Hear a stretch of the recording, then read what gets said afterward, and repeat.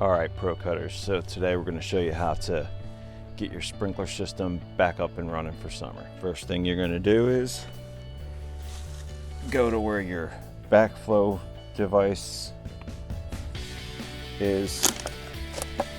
See, I've got a couple of bottles that I had over top of them from winterizing, and then in this case it's really easy because I have this union this way and this union is the other way. Make sure you got your O-rings in there, and then the way I did that on this one tells you which way your water is going to flow. But if somebody's got the union set up differently, then you want to make sure that your water is flowing the right direction. And you can see there's an arrow on the backflow that tells you your water is going to go that way. So if you don't know which pipe is your feed, then you just have to crack on the water and figure out which one the feed is. So I'm going to go ahead and get this union in, and I'll show you on this one. It just simply screws on. Alright, and then before we turn the water on, you're going to want to make sure that all your check valves are closed, and this one is open. So just use a flathead screwdriver and close that check valve. Now we can go ahead and turn it on. Alright, so the next step is to turn your water back on, and I like to turn it on nice and slow. You don't want to just turn it on full bore right away. So I just crack it on a little bit and let the pressure build before I release it.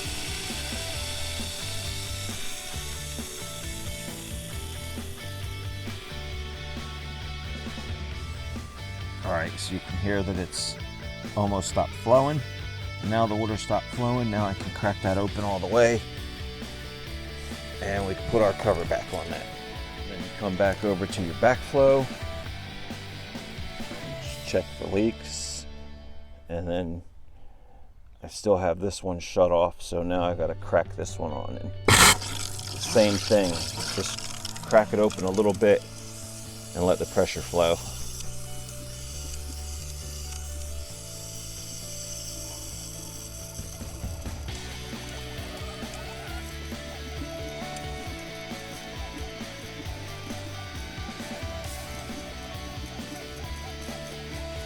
So, and then just like the other valve, once your flow starts slowing down, then you go ahead and crack it all the way open. Now we can go over to the timer. Have your water turn back on, and come over to your timer, and we're going to go ahead and go to manual single station. Zone 1, we don't have anything,